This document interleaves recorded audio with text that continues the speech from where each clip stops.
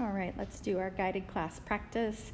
Number 1, 3 children can sit at each table in room 7. There are 10 tables in the room. Draw a picture to show the tables and chairs in room 7.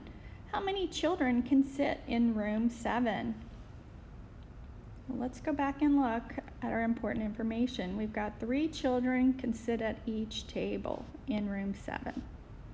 And there are 10 tables. So let's draw 10 tables to start off with. 1, 2, 3,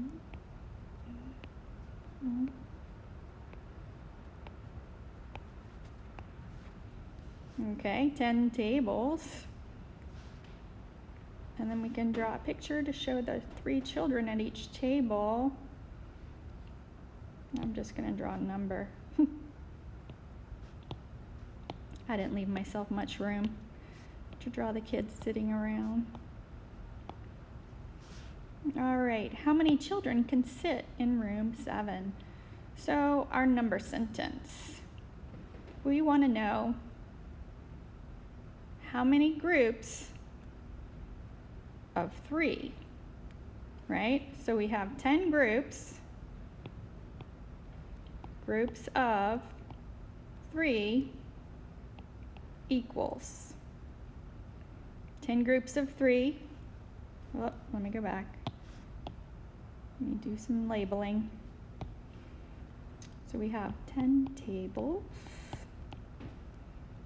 times 3 children equals how many children can sit at the tables? Get ready. 30 children. The answer is 30 children. All right, number 2, it says label this array. Write a number sentence for the array. Well, let's count down first. 1, 2, 3. Label that side with a 3. 1, 2. Across. And so, what number sentence would we write for this array? Get ready. Yes, 3 times 2, which would equal how many? Get ready. 6. Good. Number 3, it says circle the best number sentence to use to estimate the sum of 63 and 29.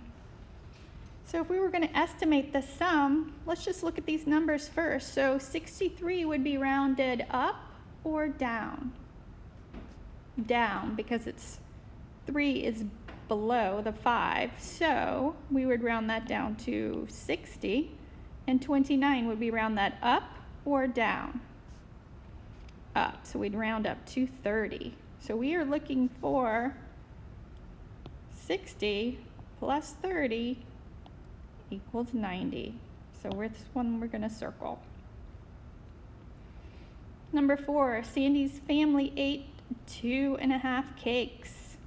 Color the cakes to show how much cake they ate and how much cake is left. 2.5 cakes. All right.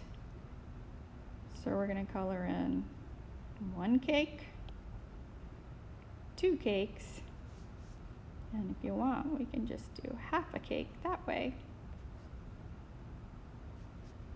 And then we want to know how much cake is left. All right, so 1.5. So that's a mixed number. We're going to go ahead and write it here, 1.5 cake left. All right, number 5 reads, circle the clock that shows 5:45. If we look at this first clock, it looks like it's after 6, so it certainly wouldn't be 2:06. This one looks like it's just before 7, so that might be 6:45, so it's not that one. And this one looks like it's just after 5. Let's go ahead and look at this one.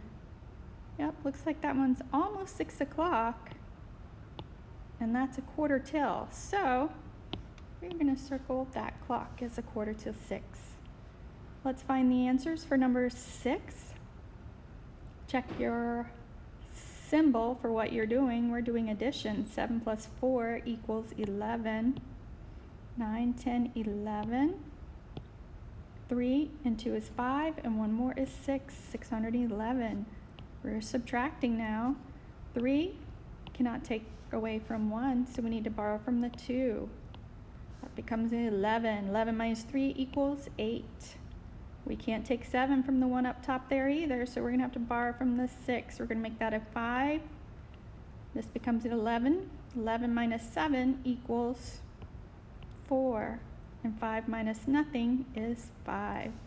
Your answer is 548. Over here, we're going back to addition, so double check that. 8 and 9 is what? 17. 17 plus 3 equals 20. Let's go ahead and carry that 2 up there. So 5 plus 2 is 7, and 7 plus 3 equals 10. Your answer is 100.